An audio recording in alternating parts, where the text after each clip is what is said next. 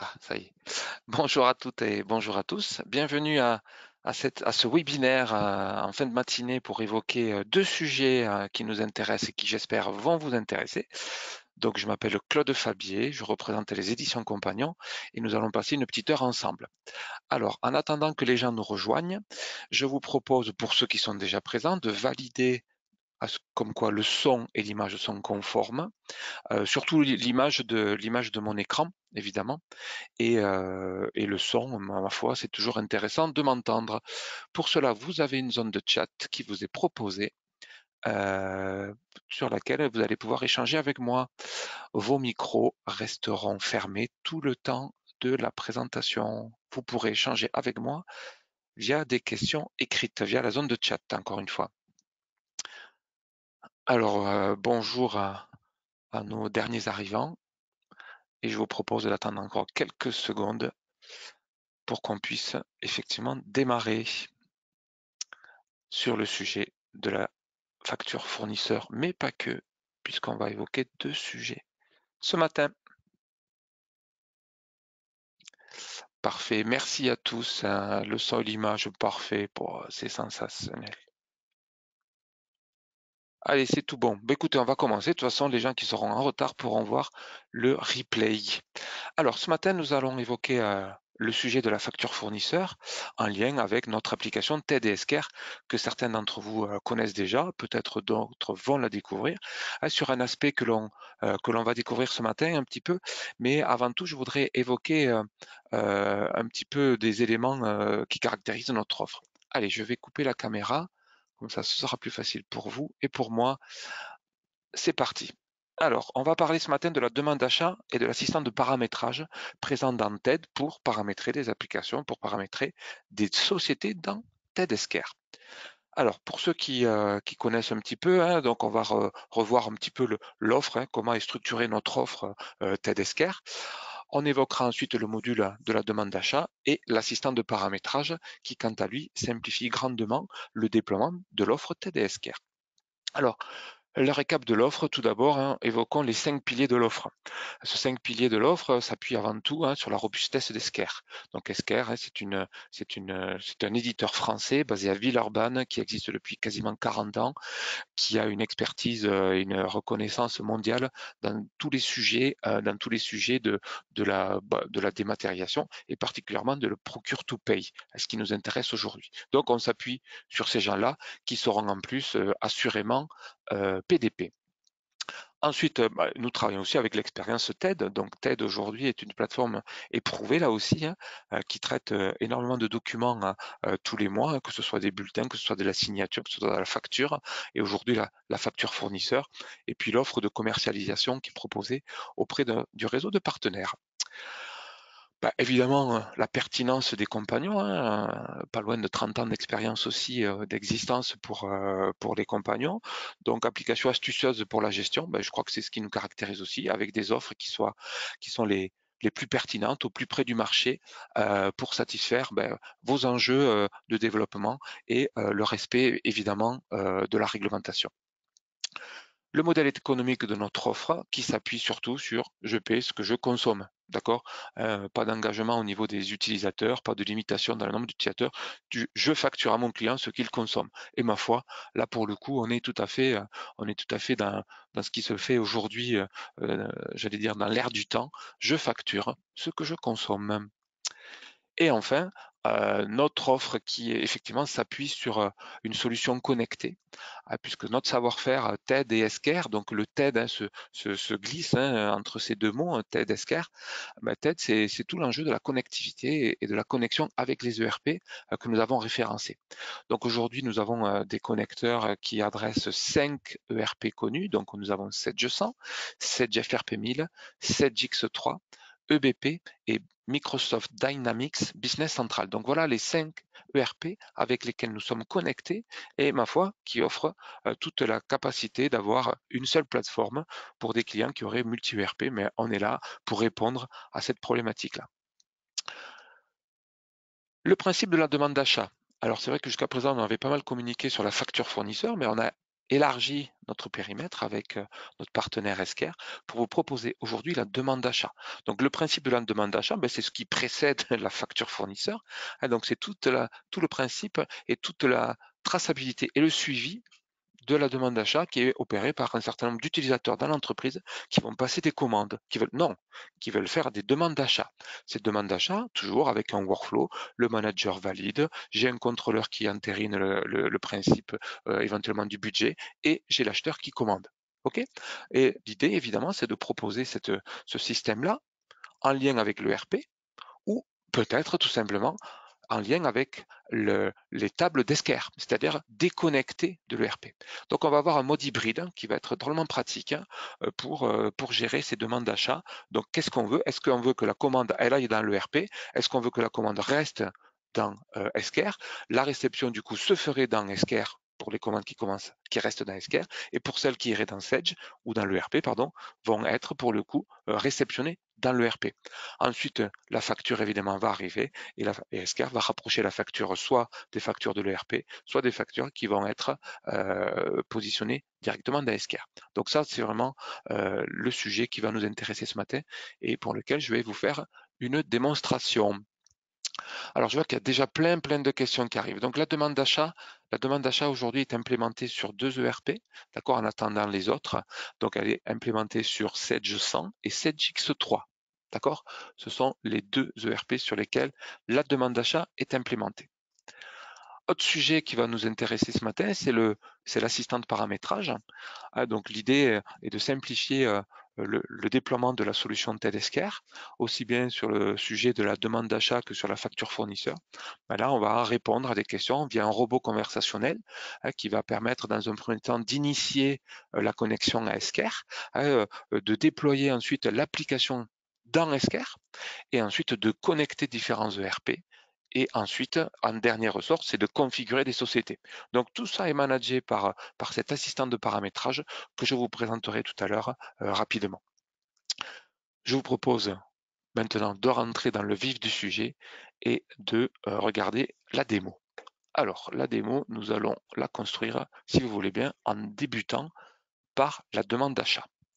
Donc la demande d'achat, comme son nom l'indique, c'est le process qui va terminer sur la commande au fournisseur.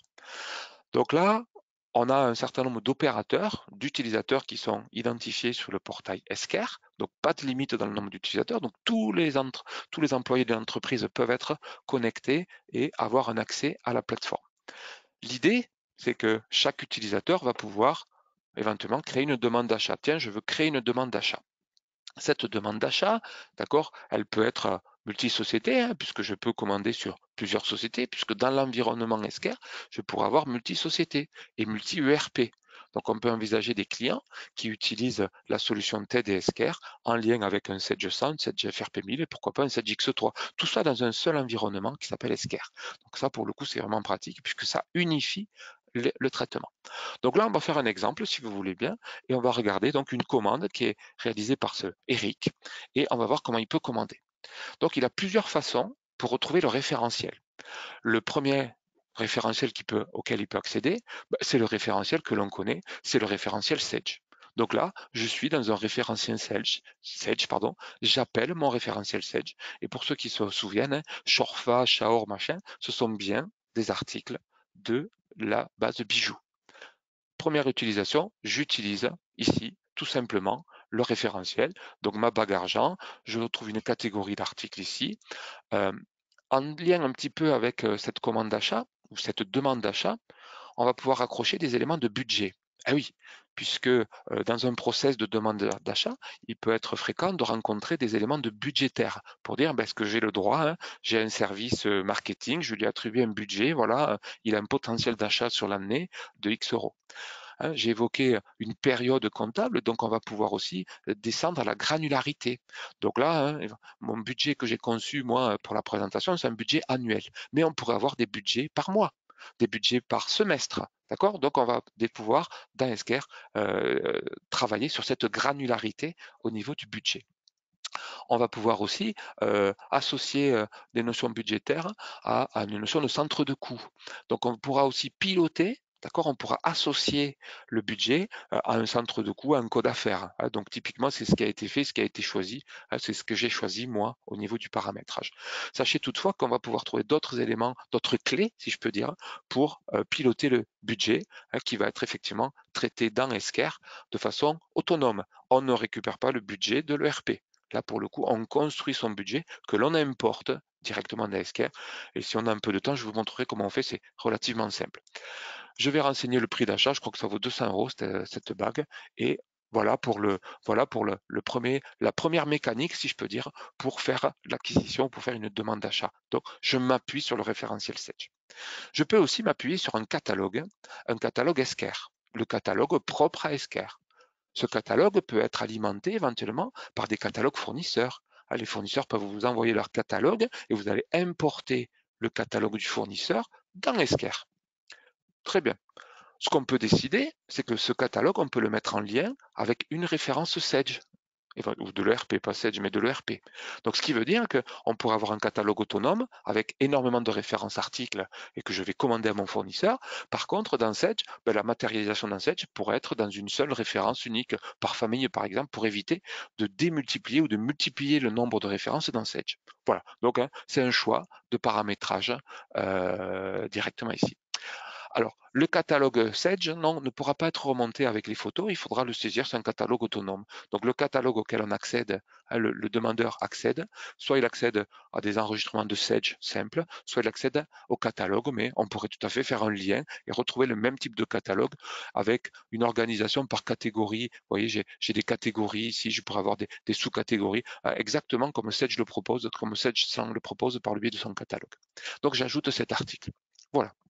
Et j'ajoute à la demande d'achat. Donc là, je fais mon petit marché. Très bien. Donc là encore, je récupère tous les éléments de l'activité, etc. Je peux avoir une autre mécanique aussi pour passer une commande. C'est ce qu'on appelle le punch out. Alors peut-être que certains d'entre vous connaissent ce principe. L'idée, c'est certains opérateurs, certains fournisseurs mettent à disposition une technologie qui est le punch out et qui permet effectivement d'accéder au site du fournisseur pour passer la commande directement sur le site. Alors j'ai un exemple à vous proposer avec Amazon, c'est-à-dire que je me connecte à Amazon depuis Esker, d'accord? Et puis j'accède au catalogue d'Amazon Business et je vais pouvoir commander ce que je veux, d'accord?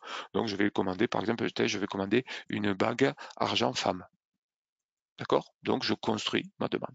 Donc, moi, je suis un opérateur et j'accède au catalogue. D'accord? J'accède ici à toutes les références articles qui sont proposées par le fournisseur. Amazon, bien d'autres évidemment. Donc après, c'est très facile à manager. Il faut récupérer tout simplement les paramètres de connexion à ce punch-out. Je vais choisir cette bague, ma foi, qui me plaît bien et qui me convient bien pour l'activité que je vais en faire. Donc, je vais l'ajouter au panier. Donc, typiquement, je suis vraiment dans un contexte de e-commerce. Je fais mon marché et j'ai ensuite un panier qui s'alimente et j'accède ici à mon panier et je soumets ces articles pour approbation. De fait, l'article va être ramené dans le formulaire Esker et je retrouve ma bague ici. D'accord? Ma bague, je vais lui attribuer une catégorie, pour satisfaire à mes contraintes de workflow et mes contraintes éventuellement de budget. Ah, j'ai oublié de vous parler du budget aussi. D'accord? Le budget, on voit ici qu'il a été positionné ici sur la période comptable. Donc, vous voyez, ce budget, on le voit ici là. 2024, j'ai un budget de 10 000 euros, il m'en reste 9 915. Par contre, pour qu'il soit déclenché ici sur la première bague, j'ai oublié de mettre une date de réception souhaitée, puisque c'est la date de réception souhaitée qui définit la position au niveau du budget, au niveau de la granularité. Je vous ai dit de la granularité. Donc moi, je veux être livré le 15 juin 2024, et vous allez voir que automatiquement, pouf, le budget va être consommé parce que je me positionne dans le futur, dans la réception, et donc de fait par la facture qui va suivre ensuite. Voilà. Donc, j'ai mon budget qui a été mis à jour. Et qu'est-ce qu'on voit? Donc, j'ai mes 3 références articles, mes 3 articles qui sont positionnés. Et alors, il se trouve que pour une des références, vous voyez, le fournisseur a été identifié puisque lorsque j'ai associé le punch-out, j'ai bien mis Amazon qui faisait le lien avec un article de ma gestion commerciale. Enfin, pas un article, un fournisseur de ma gestion commerciale, pardon. Pour les autres articles, moi, en tant que demandeur, la balune et la bague d'argent, je ne sais pas qui on va la commander, hein. Je sais pas. Moi, c'est pas mon job. Moi, je suis demandeur. Je sais pas qui va commander. Ce qui va être intéressant, évidemment, dans ce process de demande d'achat, c'est qu'on va pouvoir agrémenter cette demande d'achat avec des principes et des interactions avec des utilisateurs. C'est ce qu'on appelle le workflow. Sur la demande d'achat, on va avoir plusieurs types d'acteurs. D'accord? On a le demandeur, donc je fais ma demande, je suis demandeur. On voit qu'ici on a un approbateur, mais on pourrait avoir entre le demandeur et l'approbateur, on pourrait avoir le contrôleur. Le contrôleur serait un acteur supplémentaire qui vient contrôler le travail du demandeur. D'accord? Donc tout ça, ça peut être programmé évidemment en fonction de la catégorie d'article, en fonction du montant de la commande, de la demande d'achat, etc. Donc on va organiser le workflow. D'accord? Donc là, moi, je me limite à avoir le demandeur, ben évidemment, il fait sa demande. L'approbateur, quant à lui, ou ce groupe d'utilisateurs qui sont les approbateurs, ben, vont être sollicités pour approuver ou non la demande d'achat de notre ami Eric. Et enfin, c'est Carole, dans sa qualité d'acheteur, qui bouclera, qui finalisera là ou les commandes aux différents fournisseurs qui sont positionnés sur la demande d'achat ou le groupe de demandes d'achat, puisqu'évidemment, je peux avoir des demandes d'achat qui émanent de plusieurs services. Tout ça est centralisé et l'acheteur, lui, va commander et va organiser ses commandes tous les 15 jours, toutes les semaines, ou je n'en sais rien. Donc là, on va soumettre la demande d'achat, d'accord, qu'a généré notre ami, Eric. Voilà.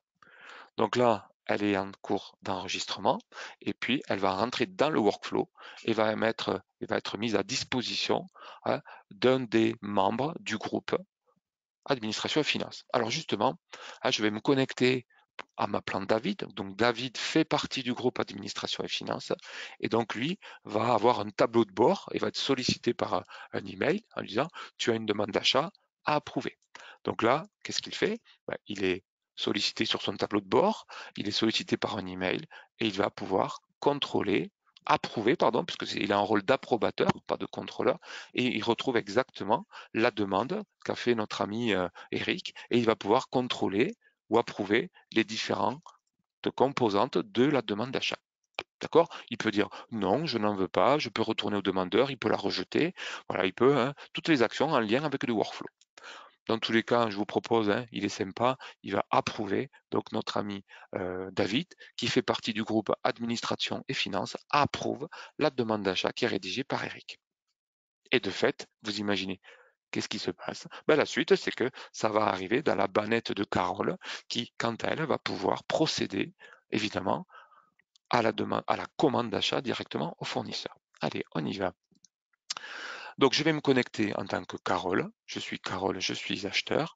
Je vais retrouver ici un tableau de bord encore différent. Donc, vous voyez, suivant comment je me connecte et suivant l'acteur qui est positionné dans le workflow, eh bien, le tableau de bord va différer, va changer. Et c'est tout vraiment l'enjeu d'Esquire.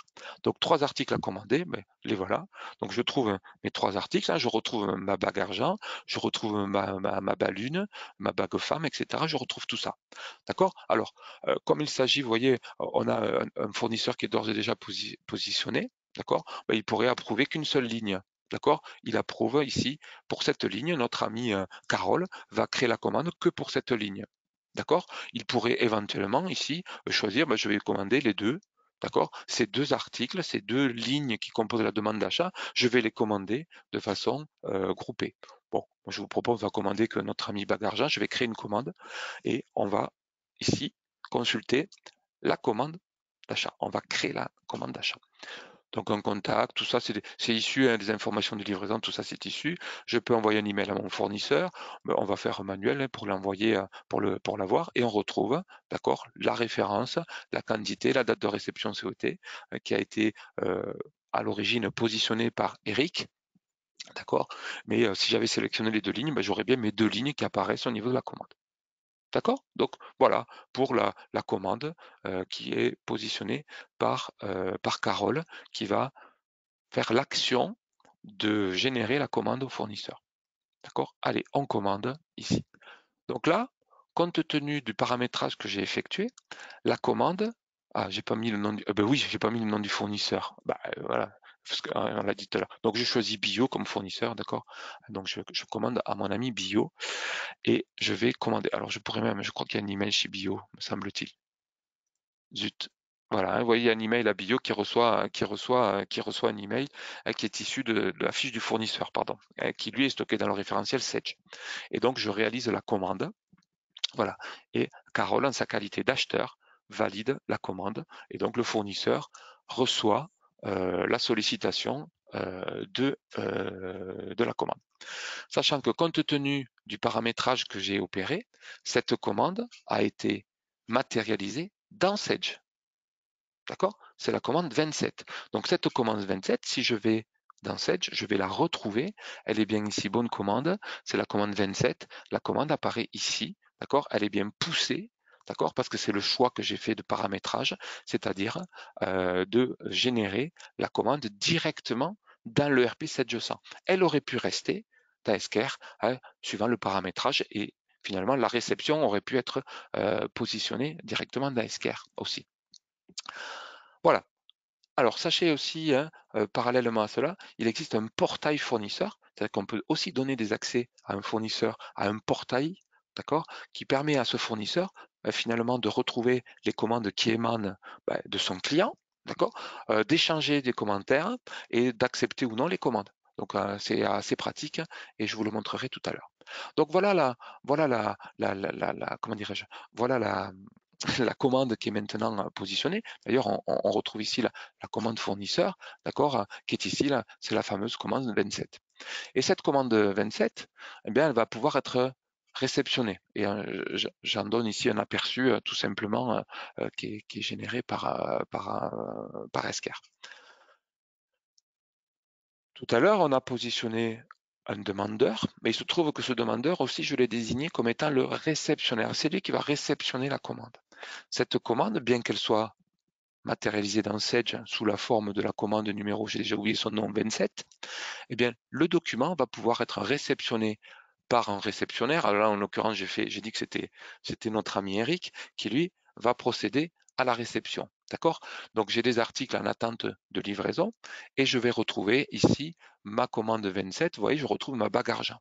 Donc, Eric va pouvoir réceptionner la commande depuis Esker. D'accord? Indépendamment de cette. Vous allez voir ce qui va se passer. Alors, on pourrait faire une nouvelle réception ici. Pof, je choisis la nouvelle réception. Voilà. Alors, je vois qu'il y a plein de questions. Est-ce que je vais pouvoir répondre à tout? Tac, tac, peut-il approuver qu'une ligne? Oui. Est-il possible de ne pas envoyer au fournisseur la commande? Oui. Que se passe-t-il si on choisit un article d'Amazon qui n'existe pas dans Sage? La question, alors effectivement, Aurélie, merci. Donc, si on choisit un article qui n'existe pas dans Sage, on peut l'associer à une catégorie et ensuite à une catégorie, un article générique, hein, éventuellement. Sinon, il faudrait créer l'article. D'accord? Évidemment, il faut qu'il y ait correspondance. Nous, notre vocation, ce n'est pas de créer des articles dans Sage, d'accord, dans le référentiel, mais soit on laisse les commandes dans Esker, d'accord, soit on les crée dans l'ERP. Par contre, il faut que l'ERP porte la référence en question ou la référence fournisseur éventuellement. Alors la réception, la voilà, donc on va réceptionner cette livraison, hein. La quantité livrée, hein, je pourrais dire remplir automatiquement, je considère que c'est la dernière livraison, hein, pour éviter de gérer les reliquats, et je confirme la réception. Donc là, pour le coup, la manifestation de la réception va s'opérer directement dans cette 100 et va effectivement constater la transformation du bon de commande en bon de livraison directement dans l'ERP. Et ensuite, qu'est-ce qu'on n'aura plus qu'à attendre? On aura à attendre la réception de la facture fournisseur avec le module facture fournisseur d'Esker pour générer effectivement la réception. Alors tout à l'heure, j'ai évoqué un point qui peut être tout à fait pertinent, c'est le portail fournisseur. D'accord?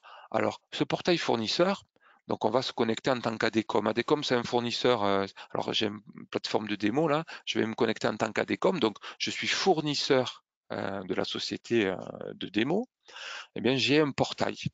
J'ai un portail qui apparaît ici, d'accord? C'est mon portail fournisseur. À partir duquel je vais pouvoir faire un certain nombre de choses. Je vais pouvoir consulter les commandes qui ont été émises par mon client. D'accord? Donc moi j'ai émis une commande pour acheter, je ne sais pas qu'est-ce que j'ai acheté. J'ai acheté un écran. D'accord, hein? J'ai commandé un écran. Eh bien, le fournisseur peut accepter la commande, peut modifier la commande, peut rejeter cette commande. Donc, il a un travail d'échange qu'il peut tout à fait opérer entre les deux partenaires qui sont le client et le fournisseur depuis ce portail-là. Alors, ça peut intéresser certains, hein. Sachez que c'est bien pratique pour faire cet échange, d'accord, pour communiquer entre les deux partenaires, entre le fournisseur et son client, et le client et son fournisseur. Donc c'est vraiment un échange et le fournisseur éventuellement pourrait même déposer ses factures ici, d'accord, hein, et éventuellement hein, déposer la facture directement depuis le portail hein, pour qu'ensuite moi je la retrouve dans les factures à contrôler et à associer directement au workflow de gestion des factures fournisseurs. Vous voyez, je suis ADCOM, je suis fournisseur, j'ai un tableau de bord, je peux soumettre une facture, donc je dépose la facture que j'ai émise, je la dépose ici. Alors, ça peut ne pas convenir à tout le monde, mais en tout cas, ça existe et c'est drôlement pratique de savoir que ça existe. Voilà. Alors, au niveau de Sedge, tiens, on l'avait oublié, notre ami Sedge. Donc, on va aller voir dans Sedge la transformation, d'accord, du bon de commande qui a disparu et qui est maintenant sous la forme d'une facture fournisseur. Est-ce qu'elle elle est où ma facture? Alors, mon bon de livraison, il est ici, il est là. Mon bon de réception, il est là, pardon. D'accord? J'ai bien ma bague argent à 200 € qui est ici. D'accord? Donc on a bien l'évolution, on a bien la matérialisation et de la commande parce que je l'ai paramétré de la sorte, et ensuite le bon de livraison qui a été, quant à lui, généré de façon automatique. Lors de la réception de la facture, évidemment, ce bon de réception sera transformé en facture fournisseur. Voilà pour le sujet de la demande d'achat. Alors c'est très très vaste, d'accord, hein. On pourrait bien sûr y rester bien plus longtemps, mais c'est un principe qui permet de simplifier, de faciliter tous les process d'achat. Et effectivement, comme nous demande Aurélie, le workflow hein, peut être calculé en fonction du niveau de la commande, du montant de la commande directement accessible. Virginie qui me demande est-ce qu'il y a un lien entre la demande d'achat d'Esker et le doc d'achat de Sedge. Oui Virginie, on a le lien, on l'a vu tout à l'heure, hein, on pourrait la revoir ici. Alors j'aurais pu aller plutôt de chez Carole, mais au niveau des commandes d'achat, on a le lien, on a le numéro évidemment, le numéro de la commande fournisseur. D'accord? On avait bien la commande fournisseur, c'est la commande 27, c'est celle-ci. D'accord? Cette commande 27, on voit bien elle est présente, elle est référencée comme telle dans Esker. Et si je vais dans Sedge, eh bien je vais retrouver, si je vais dans Sedge ici, ce bon de réception 37, si je demande son historique, j'ai bien le numéro de la commande 27. D'accord? Donc on a bien le lien, on a bien un lien de partout. Alors, le lien URL. Le lien URL sur la commande, est-ce qu'on l'a mis? C'est fort possible qu'on puisse le mettre. Oui, il est déjà là. Le lien URL est bien présent dans le document Sage, d'accord? Et ainsi, on peut basculer pour retrouver le document d'Insker, si on a des droits, effectivement, pour y accéder. Voilà, j'avais pas compris, Virginie. Donc, c'était vraiment ce lien URL qui, lui, est accessible directement là. Voilà pour la demande d'achat. Alors, on pourrait évoquer tous les contextes de budget, d'accord, puisque les budgets, c'est vraiment un enjeu majeur hein, en lien avec la demande d'achat. Donc le budget, il peut être piloté. Hein. Encore une fois, ce budget, on le prépare dans Excel et on l'importe. On a tout un process d'importation dans Esker qui permet donc d'importer, de mettre à jour, hein, puisque ça peut être un enjeu que de mettre à jour les éléments de budget. Donc ça, c'est vraiment important. Donc on retrouve ici au niveau des achats quand je suis connecté avec un droit. Donc opération budgétaire, d'accord, on peut effectivement là, on a le détail, on peut gérer le budget. Voilà, on peut importer les données budgétaires, on peut exporter, bon forcément, on peut réviser des lignes budgétaires, on peut clôturer, et on peut supprimer. Donc la modification ou du moins l'accès au budget se fera par un fichier Excel et c'est vraiment très pratique de le faire. Donc finalement, il n'y a pas de saisie directe ici, hein, parce que souvent les budgets, il y a beaucoup de lignes et donc on accède directement via un import ou oui, par un import d'un fichier Excel directement paramétré, directement colonné. Donc c'est relativement simple à manager. Voilà pour ce qui est des budgets. Alors ces budgets peuvent être, j'allais dire, suivant la composition du budget, peut être associé à un centre de coût, à une période, à une granularité par mois ou par trimestre, etc. Tout ça, c'est piloté directement depuis, depuis Esker. Voilà. Je vous propose, hein, puisque c'est le temps que je m'étais imparti hein, pour évoquer cette demande d'achat, d'accord? Alors Aurélie qui me pose une question sur les workflows. Oui, les workflows peuvent être paramétrés par fournisseur, par montant, en fonction d'un contexte, en fonction de qui est l'acheteur, en fonction de la devise, on a une infinité, on a énormément de critères pour désigner et pour aiguiller une demande d'achat vers telle ou telle personne ou tel groupe de personnes. Tout ça, c'est piloté très facilement, simplement. Alors, y a-t-il un rapprochement possible entre la facture d'achat Esker et les BL de Sedge? Ben oui, Virginie. Donc là, je vous encourage à aller voir, bien sûr, le module facture fournisseur, d'accord, qui permet de faire ce lien. C'est-à-dire qu'un bon de livraison présent dans Sedge, je vais être en capacité de le rapprocher, de l'associer, dire cette facture correspond bien à ce ou ces BL, d'accord, et je vais pouvoir ensuite transformer le ou les BL en facture fournisseur pour être en cohérence avec le document qui est piloté par Esker. Oui, bien sûr, tout ça c'est géré dans le module facture fournisseur et je vous encourage à retrouver notre vidéo sur compagnon.tv sur YouTube, Compagnon TV, où vous accéderez à toutes les vidéos et entre autres sur le sujet de la facture fournisseur. Voilà. Alors, je voulais maintenant évoquer avec vous le sujet du paramétrage, de l'assistant de paramétrage, pardon, qui lui est présent depuis TED et qui va faciliter le déploiement d'un dossier dans Esker. Donc Esker, c'est une grosse application, si je peux dire, et pour démarrer un nouveau dossier, eh bien, on a mis en place, d'accord, un module qui s'appelle l'assistant de paramétrage. Donc là, on va rentrer dans TED, d'accord? TED, c'est notre module qui permet de manager et de piloter notre plateforme Esker.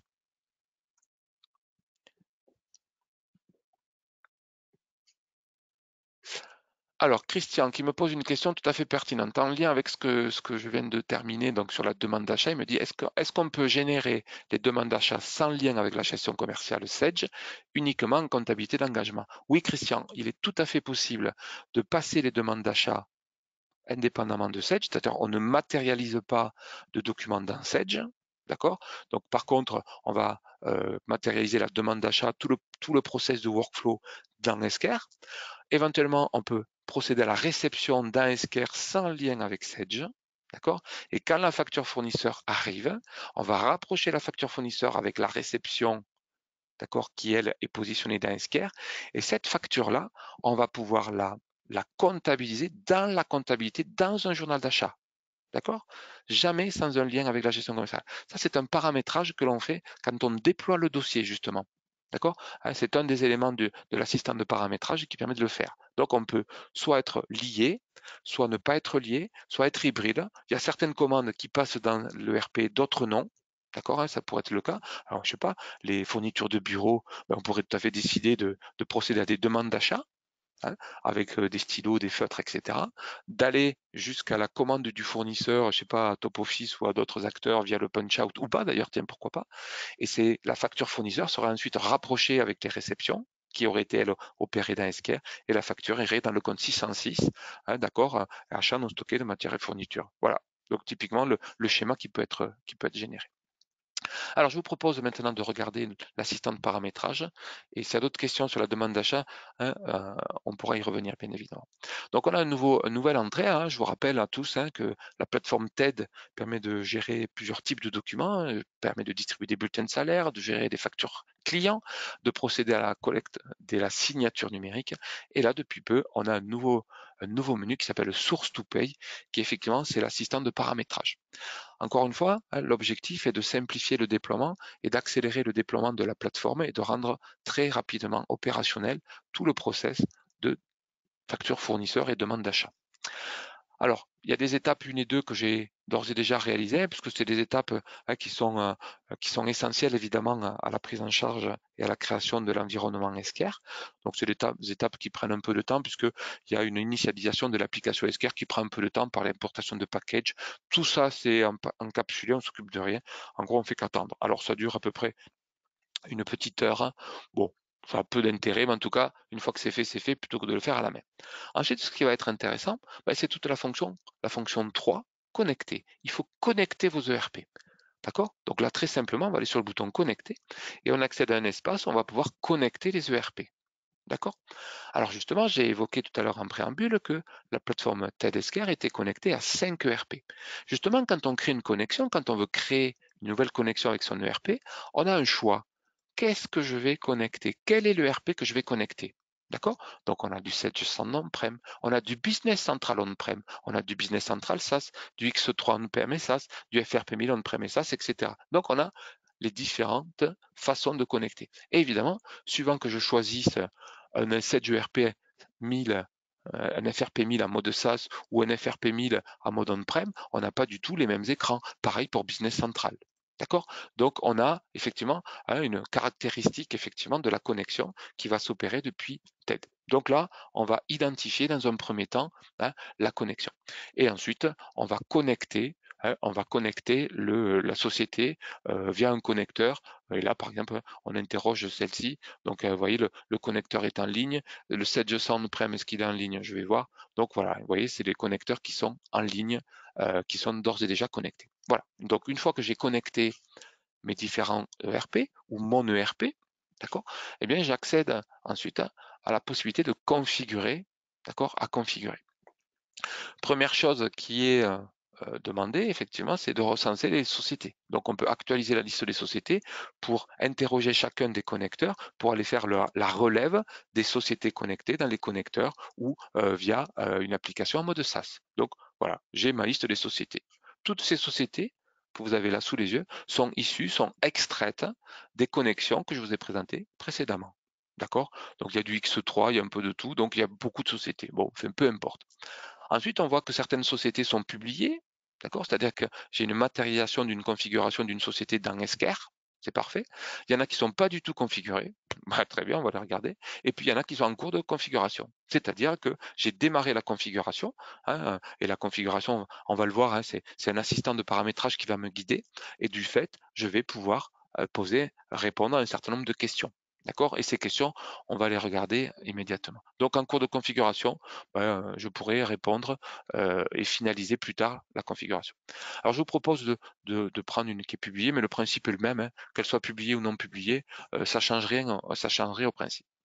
Alors regardez, on est vraiment dans cet assistant, c'est un robot conversationnel qui prend l'aspect de différentes étapes que l'on va faire défiler.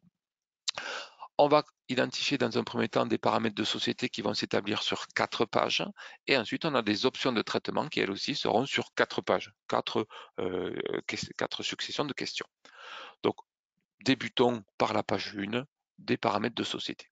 Le principe, il est simple, vous avez compris, des données qui sont obligatoires, la petite croix rouge, d'accord, la raison sociale, le numéro de SIRET, le numéro de TVA Intracom, un certain nombre de mots-clés qui vont aider la plateforme Esker à reconnaître et affecter la facture à la bonne société. Donc là, on est sur le traitement de la facture fournisseur, on est d'accord, donc l'affectation. Lorsqu'une facture arrive sur Esker, il faut qu'Esker l'affecte à la bonne société. Donc, on aura des mots-clés qui permettent de faciliter. On pourrait dire bijou, par exemple, ici, qui est un mot-clé qui sera lu sur la facture du fournisseur, en plus du TVA, numéro TVA et numéro de sirène, pour identifier la bonne société de destination. Voilà. Bon, passons à la page 2. On va regarder ce qu'il y a à page 2. Et là, on va rentrer dans le détail, quelles sont les cultures attendues des documents? Ben oui, parce que je peux recevoir, moi, en tant que gestionnaire des factures d'achat, ben je peux recevoir des factures de différentes provenances, d'accord? Qui parlent anglais, qui parlent italien, espagnol, japonais, tiens. Est-ce qu'elle reconnaît les langues japonaises? Bon, voilà. Donc, ça permet d'identifier souvent des formats de dates. Les dates ne sont pas codées pareil. La gestion les rôles des tiers fournisseurs. Tiens, ça va évoquer, je peux réceptionner des factures en direct en provenance, pardon, de type de tiers fournisseur, salarié, client ou autre. Là, c'est les types les rôles tiers. Voilà, que l'on retrouve quand on crée un tiers sur 700 par exemple. Et sur FRP 1000, il y a une terminologie qui est importante. Ensuite, si je gère des factures avec commande, c'est-à-dire que si j'ai la gestion commerciale, d'accord? Si je vais passer des commandes dans la gestion commerciale, j'ai un numéro de pièce. Quand j'établis une commande à mon fournisseur, j'ai une numérotation. Je numérote mes documents. L'idée, c'est que on va informer Esker de ce format de compteur pour faciliter ensuite, d'accord, la réception ou l'association avec la commande qui est portée par le RP. Donc là, il suffit tout simplement, si mes commandes elles sont comme ça, bonne commande de fournisseur 2024 et après j'ai un compteur, ben, tout simplement je mets un exemple de compteur et puis tout simplement je recalcule une expression régulière. Donc cette expression régulière va être soumise à une fois que la facture va arriver sur le portail Esquerre. En fait, on va d'abord identifier la langue de rédaction de la facture, d'accord, pour déterminer le format des dates. Ensuite, je vais essayer d'affecter via les mots-clés à la bonne société. Et ensuite, je vais rechercher sur le document que le fournisseur m'envoie s'il y a la référence à un numéro de pièce. Donc un numéro de pièce de bonne de commande en général. Et c'est comme ça que que je le fais. Alors, Betty me pose une question qui est tout à fait pertinente. Et si la commande est issue d'Esquerre? Eh bien, c'est pareil, Betty. On paramètre de la même façon. On mettra le compteur ici qui est positionné sur Esquerre, puisque dans Esquerre aussi, on a une propre numérotation, on a un propre compteur, mais on mettra la structure du compteur d'Esquerre. Voilà. Et donc là, la machine, quand la facture arrive, elle sera en capacité d'interroger soit le référentiel d'Esquerre, si les commandes restent dans Esquerre, soit le référentiel de l'ERP, si les demandes d'achat enfilé dans le RP. OK? Donc aucun sujet. La facture électronique, bah oui, parce que chez Esquerre, c'est déjà prêt et depuis longtemps. Donc voilà, on peut d'ores et déjà activer le portail et un tableau de bord qui fait écho en lien avec la facture électronique. C'est déjà prêt chez Esquerre. L'étape suivante, donc je définis et je désigne le code journal dans lequel le code journal par défaut dans lequel mes factures sans commande et mes factures de type frais généraux vont aller se positionner dès lors que j'aurai fait comptabiliser. Ensuite, j'ai un sujet d'axe analytique. Alors ça, c'est un sujet qui est tout à fait intéressant et pertinent. Donc, je vais réactualiser. Donc, je vais actualiser. Vous voyez, j'ai actualisé, hein, j'ai rajouté des axes analytiques ou des plans analytiques. Ben, je vais choisir les plans que je souhaite voir figurer dans Esquerre parce que je peux être amené à saisir une ventilation analytique. Donc, le plan IFRS et le plan 5, ben, je ne souhaite pas les traiter, donc je les enlève tout simplement, d'accord, du traitement. Ensuite, parmi ces plans analytiques que je conserve, est-ce que je les rends modifiables par les contrôleurs? Est-ce qu'un contrôleur, hein, dans le process de traitement de la facture fournisseur, est-ce qu'il aura le droit de changer l'affectation analytique? D'accord? Voilà. Ensuite, je définis parmi les plans analytiques celui qui sera désigné comme le centre de coût. Le centre de coût, c'est vraiment un point essentiel chez Esquerre, c'est celui qui peut piloter un workflow. D'accord? Cette notion d'affaires là est tout à fait pertinente. Lorsque j'ai une affectation, je sais pas, j'ai un salon international du bijou, hein, tel que Bijou le prévoit, eh bien, je sais que j'ai un workflow particulier pour ce centre de coût et je vais pouvoir décliner ce centre de coût. Alors Christian, tu me poses la question par rapport au code journal. Là, c'est un code journal par défaut, d'accord? L'utilisateur ensuite pourra changer, évidemment, et affecter une facture à un autre à un autre journal s'il le souhaite, bien évidemment, et à tout moment. Et là, pour le coup, il y a de l'apprentissage aussi. C'est-à-dire que la machine va se souvenir de l'affectation du code journal qui sera opéré. Est-ce qu'on l'aura obligatoire? Bon, très bien. Certains ERP proposent la gestion des codes projets. Bon, très bien, on peut activer ou non la gestion des codes projets. Donc ces codes projets qui viennent compléter, si je peux dire, la notion d'affaires. D'accord, c'est un sujet un peu différent. Donc il y a certains ERP qui le proposent. Donc nous aussi, on le met en œuvre ou pas. Est-ce que je gère ou pas? Et si je dis oui, ben, vous voyez, ça, j'ai des boutons qui apparaissent pour qualifier au mieux la gestion de ces codes projets dans Esquerre quand les factures aux fournisseurs vont arriver. Est-ce que je filtre sur les profils de taxes? Est-ce que j'autorise de saisie? D'accord, est-ce que j'autorise la saisie sur un compte général qui ne serait pas taxable? Bah oui ou non. Donc tout ça, c'est des paramètres que l'on va actionner pour faciliter la saisie du comptable lorsqu'une facture de type frais généraux arrive. On continue. Je fais l'étape suivante. Donc, est-ce que je veux accéder aux souches? Est-ce que, dans le cas où je fais une saisie d'une facture directe, est-ce que j'accède aux souches? Si je dis oui, bah, je vais renseigner le souche et l'intitulé. D'accord? Je suis obligé de les saisir, je pourrai accéder aux souches. Je vais pouvoir aussi afficher dans Esquerre des informations qui sont présentes dans la fiche fournisseur. Oui, parce que dans la fiche fournisseur, j'ai un certain nombre d'éléments. Ben, ça peut être intéressant d'ajouter visuellement ces informations dans le formulaire de saisie. Donc tout ça, c'est des paramètres que vous allez pouvoir manager avec votre client éventuellement quand vous allez lui poser la question. Alors après, il y a des informations qui portent sur le département de fournisseur. Donc cette notion de département, c'est typiquement une terminologie Esquerre, mais que je pourrais qualifier moi de de typologie de fournisseurs, de catégorie de fournisseurs, de famille de fournisseurs. Ça peut être tout à fait pertinent de dédier une zone de la fiche du tiers dans l'ERP comme étant celle qui désigne le fournisseur. Ça permettra tout simplement de déclencher les workflows. Pour tous les fournisseurs qui sont rattachés à la catégorie IT, alors j'appelle le DSI en contrôle des factures fournisseurs. Pour toutes les factures issues de fournisseurs de frais généraux, j'affecte le comptable. D'accord? Donc on a des stratégies, on peut avoir des stratégies de déclenchement de workflow en fonction de cette typologie de fournisseurs, ce qu'on appelle aussi les départements d'ASCAR. Vous voyez, c'est riche, hein. C'est très riche. Cet assistant de paramétrage fait gagner énormément de temps dans le déploiement d'un dossier puisqu'on n'a pas besoin de faire tous ces traitements à la main dans SQR. Les informations complémentaires qu'on va afficher dans la pêche comptable, oui, ben oui, parce que je peux alimenter des infos libres. Je suis dans SQR, je saisis une facture fournisseur, je veux avoir une matérialisation de cette information libre dans Sage. Et donc là, j'accède aux infos libres Sage. C'est les infos libres Sage qui sont présentes et que je vais pouvoir alimenter tout simplement par la saisie d'une valeur dans SQR, dans un champ d'SQR. Il y a une correspondance. Ça, c'est les valeurs de l'ERP, et là, c'est les valeurs SQR qui sont disponibles où je vais pouvoir faire de la saisie. Pareil sur les lignes comptables, sur les factures de type produit. Donc, j'ai toutes ces informations que je vais pouvoir positionner et alimenter ainsi mon ERP à partir de données qui sont issues d'SQR lors de la prise en charge de la facture fournisseur. Allez, j'ai passé mes pages 4. J'ai fait mes 4 pages qui sont propres à la société. Ben oui, imaginez un client qui vous dit, tiens, moi j'ai 12 sociétés dans une activité de vente de bijoux. Waouh! Donc très bien. Ça, c'est une bonne chose. Donc vous allez pouvoir connecter vos 12 sociétés, c'est nickel. Et ces paramètres sociétés, évidemment, ils sont propres, hein. Les 4 premières pages sont propres aux 12 sociétés. Donc chaque société peut avoir son paramétrage distinct. Par contre, les options de traitement, quant à elles, bah oui, elles peuvent être communes à des activités identiques. Donc pour toutes mes filiales pour lesquelles qui sont dans le milieu de la bijouterie, je ne vais pas réutiliser chaque fois des options de paramétrage, je vais pouvoir les réutiliser. Donc voilà pourquoi il est tout à fait possible de réutiliser des options de paramétrage pour une société. D'accord? Voilà, on retrouve ici configuration FRP 1000, vous voyez, parce que je l'avais déjà fait. Donc l'idée, c'est de pouvoir capitaliser sur un travail qu'on a déjà fait en termes de options de traitement purement SQR. Donc les options de société sont liées aux sociétés forcément, et les options de traitement, quant à elles, seront réutilisables pour toute société ayant le même type d'activité. Alors on va dire non, nous, hein, on va dire nous, c'est notre bijouterie, hein, c'est notre activité bijouterie. Et je vais faire l'étape suivante, je vais rentrer dans la première page des options de traitement, où là, est-ce que je traite des factures avec commande, oui ou non? D'accord? Attendez, la page 1, elle est où?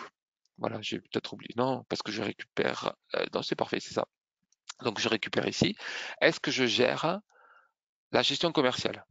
Oui ou non? Si c'est oui, est-ce que je gère des stocks? Si c'est non, vous voyez, l'écran disparaît, c'est pas utile. Donc c'est bien pratique. Donc si je gère les factures fournisseurs en lien avec des commandes ou des réceptions dans mon ERP, parfait, c'est actif. Est-ce que je gère les stocks? Oui ou non? Est-ce que tous mes articles sont stockés? Il faut poser la question, est-ce que tout est stocké ou pas? Donc je lui réponds oui pour tous ou non pour certains. Est-ce que je constate des réceptions? Donc oui ou non? Ah oui, mais est-ce que uniquement pour les produits stockés? Pour les services, je le fais pas. Ou alors de certains produits stockés, certains produits et services non stockés, ou de certains produits stockés, certains produits non stockés. Donc l'idée, hein, c'est de pouvoir hein, piloter en fait le comportement d'Esquire quand une facture arrive. Une facture fournisseur arrive, qu'est-ce que je fais? Donc là, c'est des choix effectivement qui vont positionner le mode de fonctionnement d'Esquire, qui lui se matérialise par différentes options pour piloter au mieux la réception et le rapprochement d'une facture avec ou pas des réceptions ou des commandes. Parce que la question aussi est de savoir comment je vais réceptionner. Maintenant, le rapprochement des factures, comment je vais l'opérer? Est-ce que mon fournisseur, il me facture des commandes ou le fournisseur il me facture des réceptions? Puisqu'il y a certains fournisseurs, effectivement, qui facturent la commande indépendamment des réceptions. À l'inverse, vous avez des fournisseurs qui vous disent, moi, je facture des réceptions et finalement, qui sont issus des commandes. Donc, il faut savoir comment Esquire va positionner et comment nous, on va afficher les lignes. Est-ce que j'affiche une ligne pour la ligne de commande ou alors je vais afficher autant de lignes qu'il y a eu de réception? Bon, tout ça, c'est des paramètres sur lesquels, évidemment, on reviendra lorsque vous déploierez, lorsque vous serez formé, évidemment. Voilà, donc moi je réceptionne, je facture, je rapproche avec des commandes fournisseurs, quand bien même elles étaient réceptionnées ou je choisis de rapprocher des réceptions. L'étape suivante. Type de ligne sans commande, puisque je peux recevoir des factures dans Esker qui ne sont pas associées à une commande, mais pour autant, j'aimerais bien en passer une facture dans la gestion commerciale. C'est tout à fait possible. Donc, je répète, je reçois une facture d'un fournisseur, elle ne fait pas écho à une commande. Par contre, cette facture fournisseur, j'aimerais bien la matérialiser sous la forme d'une facture fournisseur dans Sage, dans l'ERP. Eh bien, c'est tout à fait possible. C'est le sens de cette question. Le type de ligne sans commande, c'est comment je génère, quel est le devenir d'une facture sans commande. D'accord? Qu'est-ce que j'en fais? Est-ce que je l'enregistre dans la gestion commerciale sous la forme de produit? Est-ce que je ne procède qu'à de l'enregistrement comptable? Ou alors je suis flexible, je suis flex. Un coup, ça dépend. Un coup, ça va être une facture fournisseur. Un coup, c'est une écriture comptable. Après, on a des options qui vont un peu dépendre de l'ERP qui est connecté derrière. D'accord? Imputation comptable sur les lignes de produits. Ça, typiquement, c'est une caractéristique pour les utilisateurs de l'ERP X3. Sur les utilisateurs 7G100, on n'est pas vraiment concerné. D'accord? Est-ce qu'on gère l'analytique? Oui. Comment on va procéder pour l'évaluation analytique sur les lignes de produits? Ça fait écho à la ligne précédente, ça c'est vraiment pour X3. Donc en 7G100, si c'est ce qui nous intéresse, on n'est pas concerné. Par contre, ce qui va nous intéresser, nous, c'est est-ce que je fais de la saisie monosection ou multisection? Donc là, l'écran, pour le coup, diffère de l'écran pour faire de la saisie au moment du traitement d'une facture sans commande. Que faire des factures avec commande? Il est tout à fait possible, c'est ce que je disais tout à l'heure quand j'ai répondu à Christian. Vous vous rappelez, Christian, il me demandait est-ce qu'on peut saisir une commande dans Esker, d'accord? Procéder à la réception dans Esker, recevoir une facture, rapprocher la facture fournisseur avec les réceptions dans Esker, mais pour autant, on pourrait tout à fait envisager de destiner des factures à de la comptabilité. D'accord? Quelque part, on fait un rapprochement d'une facture avec des réceptions. Alors, ces réceptions, qu'elles soient faites dans Sage, dans l'ERP, pardon, ou dans Esker, ça marchera pareil. On est d'accord? On n'est pas lié au traitement des commandes qui seraient faites uniquement dans Esker. Donc là, peu importe, je définis un comportement. Toutes les factures, je vais les rapprocher avec des réceptions. Et ces réceptions, au lieu de faire une facture fournisseur, ça va me générer une écriture comptable. Donc c'est un process qui est tout à fait possible d'envisager. Donc on a tous les cas possibles qui sont pris en charge. Regrouper les postes par contre, ça c'est lié à X3. Période de service, ah oui, ça c'est pratique. Vous savez, les périodes de service, je reçois la facture de mon assureur, j'ai besoin de définir la période pour calculer tous les éléments et alimenter le RP avec ces périodes de service pour calculer les CCA, etc. Voilà, les périodes de service. Je peux même positionner ici le modèle de l'écriture comptable pour les factures de type frais généraux. Donc je donne la structure, du numéro de pièce, du libellé de pièce, excusez-moi, du libellé de pièce. Et puis je détermine aussi la date de comptabilisation par défaut. D'accord? Et quand je reçois une facture fournisseur, à quelle date je la comptabilise? Est-ce que je la comptabilise à la date où je l'ai traitée ou est-ce que je la comptabilise à la date de la facture? Sachez toutefois qu'il sera toujours possible de modifier la date. Donc on pourrait mettre une autre date si on le souhaite. C'est accessible évidemment et c'est modifiable. Voilà, donc on a quasiment terminé puisqu'on a la page 4. Après des notions d'affichage, est-ce que j'affiche l'intitulé de la TVA? Sous quelle forme? D'une infobulle ou d'intitulé? Est-ce que je vais notifier les contrôleurs et les approbateurs? C'est-à-dire que je vais leur envoyer un email, d'accord? Directement accessible ou pas, d'accord? Je vais les prévenir. Et dans le cas où je suis un approbateur, est-ce que je peux approuver via l'email? C'est-à-dire que je reçois un email, je suis approbateur pour déclencher le bon à payer, pour modifier le bon à payer dans l'ERP. Est-ce que je peux le faire depuis l'email que je reçois de notification? Oui ou non? Voilà, ça c'est une détermination. Donc on peut décider de faire une notification à chaque fois qu'une facture, donc un pour un, une facture à traiter, j'ai un email, ou alors je décide non, je fais pas ça, j'envoie un email récapitulatif toutes les demi-journées, toutes les semaines, tous les jours, etc., directement ou pas. Est-ce que les contrôleurs peuvent modifier et ajouter des lignes de poste en commande? Est-ce qu'ils peuvent modifier des comptes généraux? Bon, ça c'est des traitements typiquement opérationnels. Et ensuite les nombres d'enregistrements qui apparaissent dans le formulaire de sélection. Hein, quand je vais dans Esker, quand je vais appeler la liste des fournisseurs, hein, puisque je peux affecter un fournisseur, ben, je suis limité par défaut à 20 enregistrements. Mais moi je dis non, moi j'en ai besoin de 50, j'ai besoin de plus d'enregistrements ici. Alors pourquoi limiter à 20? Pour éviter le trafic réseau, le trafic internet, mais bien évidemment, on peut augmenter cette valeur hein, si vous avez des listes de fournisseurs assez importantes. Voilà. Et d'autres tables, évidemment, c'est ce qu'on voit ici, hein, puisque les comptes généraux, c'est à 50 et les articles, ça pourrait être à 100 éventuellement. Voilà. Donc nous arrivons là au terme du paramétrage, puisque l'étape suivante, quant à elle, d'accord, va finaliser. Alors, qu'est-ce que j'ai fait comme bêtise? Les contrôleurs.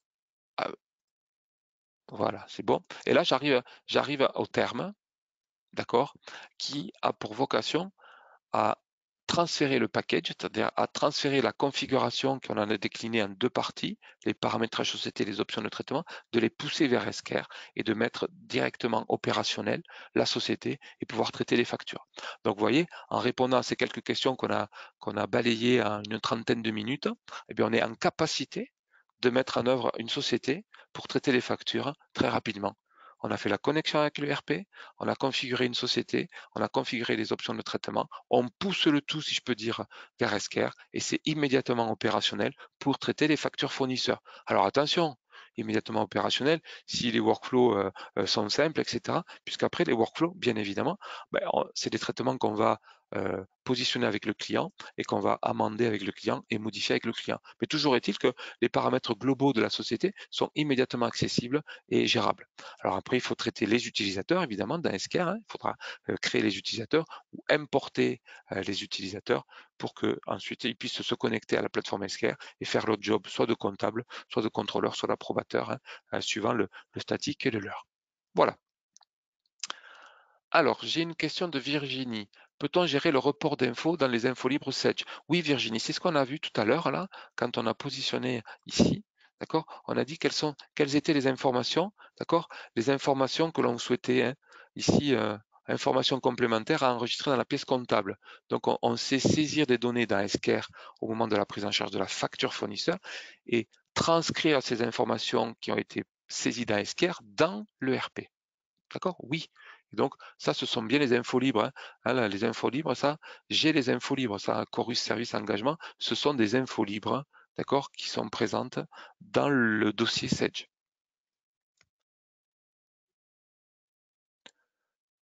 Alors, Virginie qui me pose une autre question. Écoutez, je profite d'elle puisqu'on a fini l'assistant de paramétrage. Donc, on revient un peu en arrière sur la demande d'achat. Elle me demande si on peut choisir le dépôt. Oui, Virginie, on peut choisir le dépôt. Alors, dans Escar, ça s'appelle un entrepôt. Bon, on a tout compris. Oui, tout à fait. On peut choisir l'entrepôt de réception ou du moins, oui, l'entrepôt de réception de la marchandise. Tout à fait. Alors, y a-t-il d'autres questions? Donc, Virginie, à tous ceux qui ont posé des questions, je vous remercie. J'espère que j'ai pu répondre à toutes.